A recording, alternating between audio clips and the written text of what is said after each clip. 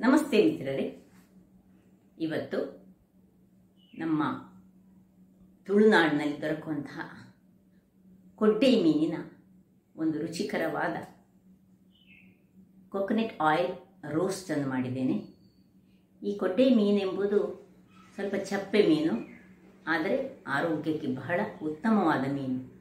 ಯಾರಿಗೆ ಡೆಲಿವರಿ ಆಗಿದೆ ಅಥವಾ ಯಾರಿಗೆ ಈ ಆಪರೇಷನ್ ಆದವರಿಗೆ ಸಹ ಈ ಮೀನನ್ನು ಕೊಟ್ಟರೆ ಏನು ನಂಜಿನ ಅಂಶ ಇಲ್ಲದಂತಹ ಮೀನು.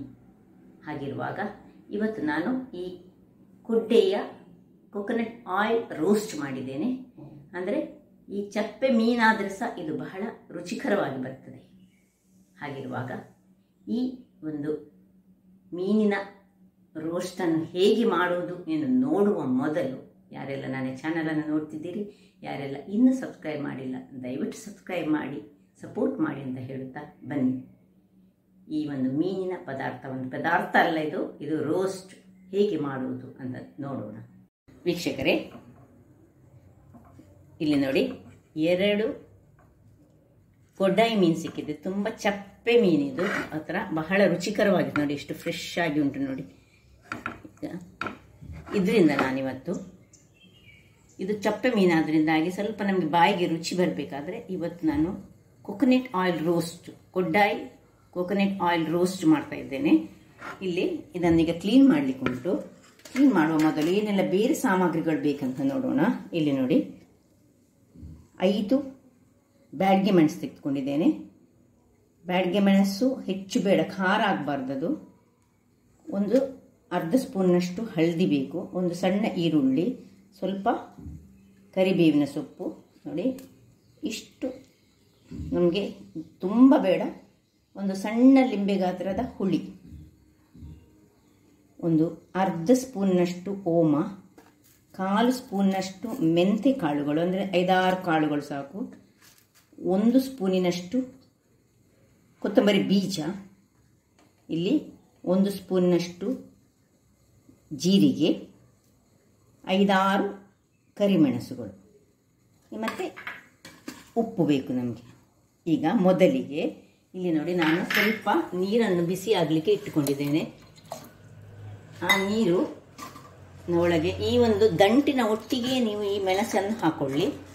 ಮೆಣಸನ್ನು ಹಾಕ್ಕೊಂಡು ಅದು ಒಳ್ಳೆ ಒಂದು 5 ನಿಮಿಷ ಆದರೂ ಒಳ್ಳೆ ಕುದಿಬೇಕು. ಇದು ಕುದಿತಾ ಇರುವಾಗ ನಾವಿಲ್ಲಿ ಈ ಮೀನನ್ನು ಚೆನ್ನಾಗಿ ಕ್ಲೀನ್ ಮಾಡಿ ಇದಕ್ಕೆ ಕಟ್ಸ್ ಹಾಕಿ ತರೋಣ.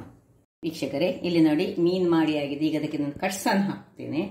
ಅದರ ಮೊದಲು ಇಲ್ಲಿ ನೋಡಿ, ಇದು ಒಂದು 5ರಿಂದ 8 ನಿಮಿಷಗಳ ಕಾಲ ಬೇಯಿಸಿದ್ದೇನೆ. ಈಗ ಇದನ್ನು ನಾವು ಒಂದು ಮಿಕ್ಸಿ ಜಾರ್ನಲ್ಲಿ ಹಾಕೊಂಡು, ಈಗ ನೋಡಿ ಅದರ ತನಕ ನಮ್ಮದು ಇದು ಇರಬೇಕು. ಆಮೇಲೆ ಈಗ ತೆಗೆದುಕೊಳ್ಳಿ. ಯಾವಾಗಲೂ ಇದು ಒಂದು ರುಚಿಯನ್ನು ಕೊಡ್ತದೆ. ಈಗ ಇದನ್ನು ಎಲ್ಲ ತೆಗೆದುಕೊಂಡು ಇದರಲ್ಲಿ ಹಾಕೊಳ್ಳೋಣ.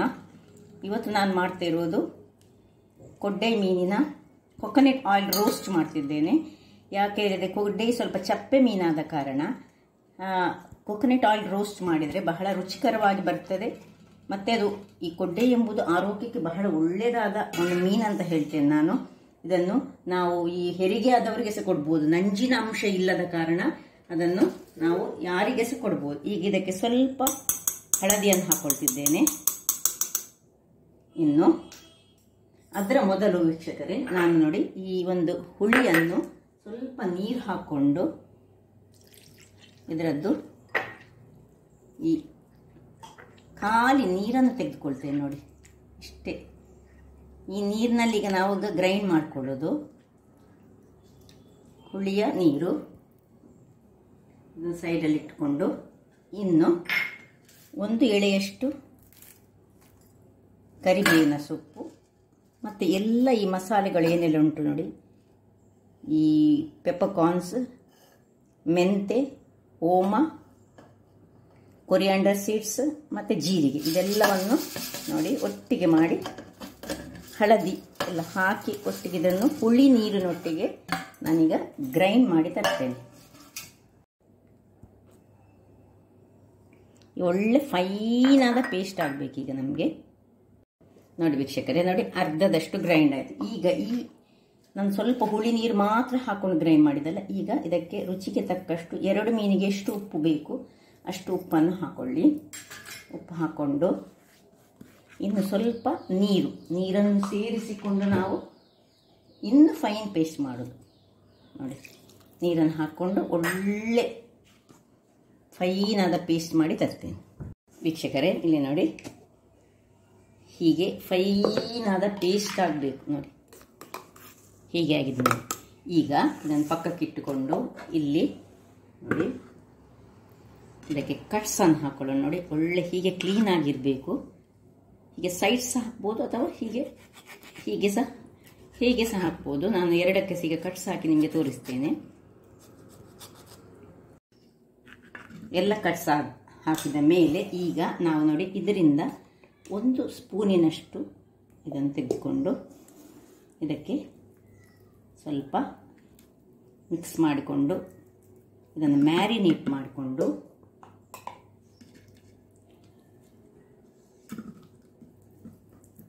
ತುಂಬ ಬೇಡ ಮಸಾಲೆ, ಸ್ವಲ್ಪ 1 ಸ್ಪೂನಿನಷ್ಟು ಮಸಾಲೆಯನ್ನು 2 ಬದಿಗಳಿಗೆ ಮತ್ತು ಅದರ ಹೊಟ್ಟೆಯ ಒಳಗೆ ಸ್ವಲ್ಪ ನೋಡಿ ಹೀಗೆ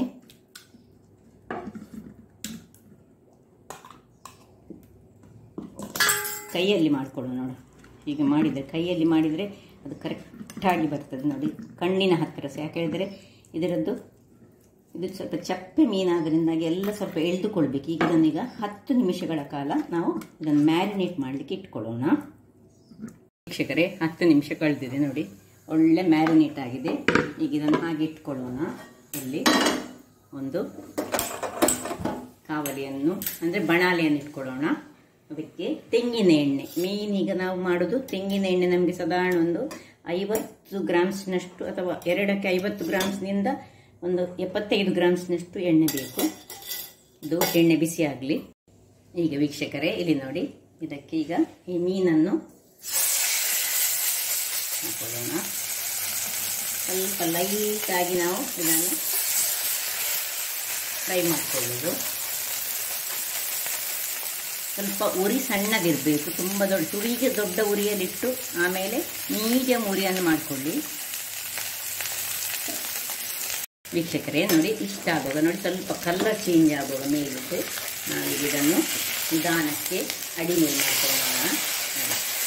ನಾವೇನು ಇದಕ್ಕೆ ಅಕ್ಕಿ ಹುಡಿ ಆಗಲಿ ಅಥವಾ ಏನು ಹಾಕ್ಕೊಳ್ಳಿಲ್ಲ. ಇದು ಜಸ್ಟ್ ಒಂದು ಇಷ್ಟನ್ನು ನಾವು ಇನ್ನು ಸಹ ಹದಾ ಬೆಂಕಿಯಲ್ಲಿ ಇದು ಈಗ ಕಾಯಬೇಕು.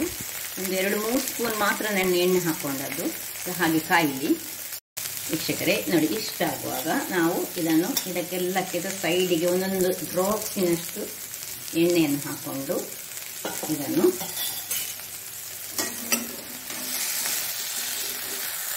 ನೋಡಿ ಹೀಗೆ ಇದರಲ್ಲಿ ತೆಗೆದಿಟ್ಕೊಳ್ಳೋಣ.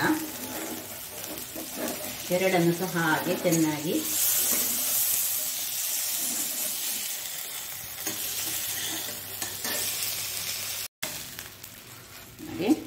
ಎರಡು ಸಹ ಇದರಲ್ಲಿ ಇರಲಿ. ಈಗ ಇಲ್ಲಿ ಇದೆಲ್ಲ ಯಾವುದು ಇದೆಲ್ಲವನ್ನು ಸಹ ಈಗ ತೆಗೆದುಕೊಂಡು ಇದರಲ್ಲೇ ಇರಲಿದು. ಇಲ್ಲಿಗ ಸ್ವಲ್ಪ ಎಣ್ಣೆಯನ್ನು ಹಾಕ್ಕೊಂಡು 2 ಸ್ಪೂನ್ನಷ್ಟು ಎಣ್ಣೆ, ತೆಂಗಿನ ಎಣ್ಣೆ. ಇದು ತೆಂಗಿನ ಎಣ್ಣೆಯ ರೋಸ್ಟ್, ಕೊಡ್ಡಾಯಿ ತೆಂಗಿನ ಎಣ್ಣೆಯ ರೋಸ್ಟ್. ಈಗ ಸ್ವಲ್ಪ ಉರಿ ದೊಡ್ಡದು ಮಾಡಿಕೊಳ್ಳಿ. ಇನ್ನು 1-2 ಕರಿಬೇವಿನ ಸೊಪ್ಪನ್ನು ಬೇಕಿದ್ರೆ ಇಟ್ಕೊಳ್ಳಿ, ಅಥವಾ ನೀವು ಹೀಗೆ ಸಹ ಹಾಕೊಳ್ಬೋದು, ತೊಂದರೆ ಇಲ್ಲ. ಹೀಗೆ ಹಾಕಿದ್ರೆ ಸಹ ಏನು ತೊಂದರೆ ಇಲ್ಲ, ಹೀಗೆ ಸಹ ಆಗ್ತದೆ. ಇದು ಸ್ವಲ್ಪ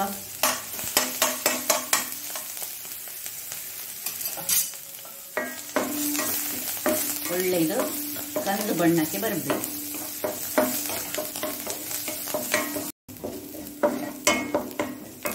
ನೋಡಿ ವೀಕ್ಷಕರೇ ನೋಡಿ, ಇಷ್ಟು ಇದು ಒಳ್ಳೆ ಚಾಪ್ಡ್ ಆನಿಯನ್ ಮಾಡಿಕೊಳ್ಬೇಕು. ಹೀಗೆ ಆಗುವಾಗ ಈಗ ನಡುವಲ್ಲಿ ಸ್ವಲ್ಪ ಇನ್ನೊಂದು 2 ಚಮಚದಷ್ಟು ಎಣ್ಣೆಯನ್ನು ಹಾಕೊಳ್ಳೋಣ. ತೆಂಗಿನ ಎಣ್ಣೆ ರೋಸ್ಟ್ ಅಲ್ಲ, ಇನ್ನು ನಿಮ್ಗೆ ಇಷ್ಟು ಬೇಡದಿದ್ರೆ ತೊಂದರೆ ಇಲ್ಲ, ಎಷ್ಟು ಬೇಕು ಅಷ್ಟು ಎಣ್ಣೆ ಹಾಕೊಳ್ಳಿ. ಈಗ ಈ ಮಸಾಲೆಯನ್ನು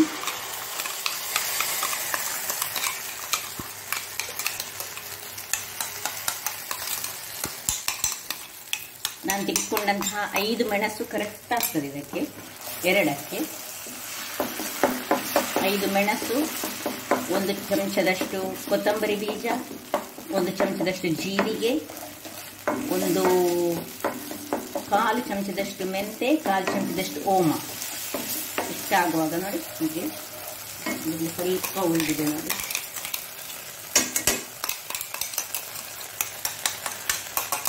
ಎಲ್ಲ ಹಾಕೊಂಡು ಸಣ್ಣ ಉರಿಯಲ್ಲಿ, ಅಂದರೆ ಸಣ್ಣ ಅಲ್ಲ, ಅದು ಮೀಡಿಯಂ ಉರಿ ಬೇಕು ನಮಗೆ, ಕರಟಬಾರ್ದು, ಅದಕ್ಕೋಸ್ಕರ ನೋಡಿ. ಇಷ್ಟಾಗುವಾಗ ಇನ್ನು ಸ್ವಲ್ಪ 1 ಚಮಚದಷ್ಟು ಎಣ್ಣೆಯನ್ನು ಹಾಕೊಳ್ಳಿ.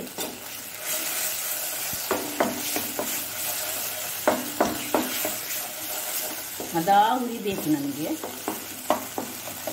ಈಗ ಇಲ್ಲಿ ಬೇಕಿದ್ರೆ ನೀವು ಇದರದ್ದು ಈ ಎಳೆಯನ್ನು ತೆಗೆದುಕೊಳ್ಳಿ ಬೇಕಿದ್ರೆ, ಅಥವಾ ನೀವು ಖಾಲಿ ಕರಿಬೇವಿನ ಸೊಪ್ಪನ್ನು ಮಾತ್ರ ಹಾಕಿದ್ರೆ ಸಾಕ್ತದೆ. ಆದರೆ ದಂಟಿಗೆ ಒಂದು ಪರಿಮಳ ಇರ್ತದೆ ಅಂತ, ಅದಕ್ಕೋಸ್ಕರ ನಾನು ಹಾಕೊಳ್ಳುದು. ಆ ಪರಿಮಳದಲ್ಲಿ ಬಿಟ್ಟ ಮೇಲೆ ಅದನ್ನು ತೆಗೆದುಕೊಂಡ್ರೆ ಆಯಿತು. ಇನ್ನು ಒಂದೊಂದು ಚಮಚ ಎಣ್ಣೆ ಹಾಕೊಂಡು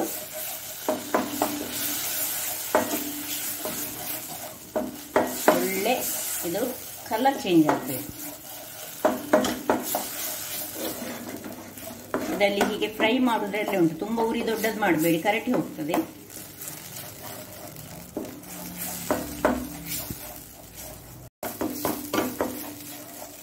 ಒಟ್ಟು ನಾನೊಂದು 5 ನಿಮಿಷಗಳ ಕಾಲ ಹೀಗೆ ಮಾಡಿದ್ದೇನೆ ನೋಡಿ. ಈಗ ಇನ್ನೊಂದು ಚಮಚದಷ್ಟು, ಒಟ್ಟು 7 ಚಮಚದಷ್ಟು ನಾನು ಎಣ್ಣೆಯನ್ನು ಹಾಕೊಂಡಿದ್ದೇನೆ. ಅಂದ್ರೆ ಚಮಚ ಹೇಳಿದೆ ನೋಡಿ, ಇದು ಸಣ್ಣ ಚಮಚ, ಇದಕ್ಕೆ ತುಂಬಾ ಹಾಕ್ಬೇಕಂತ ಇಲ್ಲ ನೋಡಿ. ಇದು ಈ ಸಣ್ಣ ಚಮಚದಷ್ಟು. ಇನ್ನು ಸ್ವಲ್ಪ ಉರಿಯನ್ನು ದೊಡ್ಡದು ಮಾಡ್ಕೊಳ್ತೇನೆ, ಸಾಕು. ಇಷ್ಟು ಕಲರ್ ಬರುವಾಗ ನೋಡಿ, ಈ ಕಲರ್ ಬಂದ್ರೆ ಸಾಕು. ಇನ್ನು ಉರಿ ಸಣ್ಣದಿರಲಿ. ಈ ಮೀನನ್ನು ಇದರಲ್ಲಿ ಹಾಕೊಳ್ಳುದು.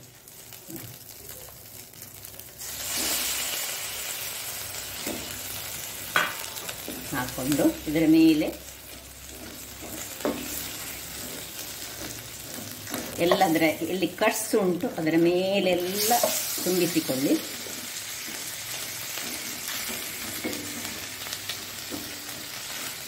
ಹೀಗೆ ಮಾಡಿದರೆ ಕೊಡ್ಡೆ ಈ ಮೀನನ್ನು ತಿನ್ನದವರ ಸಮೇತ ತಿಂತಾರೆ, ಅಷ್ಟು ಸೊಗಸಾಗಿ ಬರ್ತದೆ. ಅದು ಸಹ ತೆಂಗಿನ ಎಣ್ಣೆಯ ಫ್ಲೇವರ್ ಅದಕ್ಕೆ ಬಹಳ ಖುಷಿಯನ್ನು, ಅಂದರೆ ಭಾರಿ ಖುಷಿ ಆಗ್ತದೆ ತಿನ್ನುವಾಗ. ಅಷ್ಟೇ ರುಚಿಕರ ಸಹ ಹೌದು, ಮತ್ತು ಆರೋಗ್ಯಕ್ಕೆ ಈ ಕೊಡ್ಡೆ ಮೀನು ಬಹಳ ಒಳ್ಳೆಯದು ನೋಡಿ. ಎಲ್ಲೆಲ್ಲ ಕಟ್ಸ್ ಬಾಕಿ ಉಂಟು ಅದರ ಒಳಗೆಲ್ಲ ತುಂಬಿಸಿಕೊಂಡು 1-2 ನಿಮಿಷಗಳ ಕಾಲ ಸಣ್ಣ ಉರಿಯಲ್ಲಿ ನಾವು ಹಾಗೆ ಬಿಟ್ಕೊಳ್ಳೋಣ. ಅದನ್ನು 2-3 ನಿಮಿಷ ಕಳೆದಿದೆ ನೋಡಿ, ಆಯಿತು. ಇದನ್ನೀಗ ಒಳ್ಳೆ ಕಾದಿದೆ, ಇದನ್ನೀಗ ಆಫ್ ಮಾಡ್ಕೊಳ್ತಿದ್ದೇನೆ ನೋಡಿ. ಇದರಲ್ಲಿ ಎಣ್ಣೆ ಸೈಡ್ಸ್ ಅಲ್ಲಿ ಬಂತು ಹೇಳುವಾಗ ಅದು ಆಯ್ತು ಅಂತ ಲೆಕ್ಕ. ಈಗ ಇದನ್ನು ಚೆನ್ನಾಗಿ ಸರ್ವ್ ಮಾಡುವಂತಹ ಟ್ರೈ.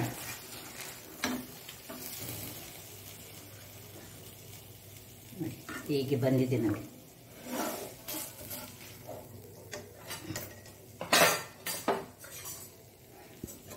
ಸ್ವಲ್ಪ ತುಂಬ ಸ್ಮೂತ್ ಮೀನಾದ್ದರಿಂದಾಗಿ ಇದನ್ನು ಜಾಗ್ರತೆಯಿಂದ ತೆಗೆದುಕೊಳ್ಳೋಣ. ಸ್ವಲ್ಪ ದೊಡ್ಡ ಮೀನು ಸಹ.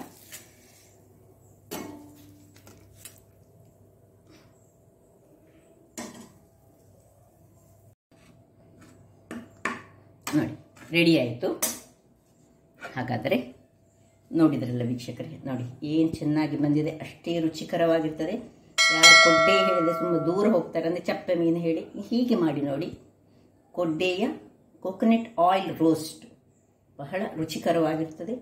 ಹಾಗಾದರೆ ನನ್ನ ಈ ಕುಕಿಂಗ್ ಚಾನಲ್ ನಿಮಗೆ ಇಷ್ಟ ಆದರೆ ಬೋಳೂರು ಸುವರ್ಣ ಚಾನಲನ್ನು ಲೈಕ್ ಮಾಡಿ, ಶೇರ್ ಮಾಡಿ ಹಾಗೂ ಸಬ್ಸ್ಕ್ರೈಬ್ ಮಾಡಿ, ಹಾಗೂ ನನ್ನ ಇನ್ಸ್ಟಾಗ್ರಾಮ್ ಪೇಜನ್ನು ಫಾಲೋ ಮಾಡಿ. ಧನ್ಯವಾದಗಳು.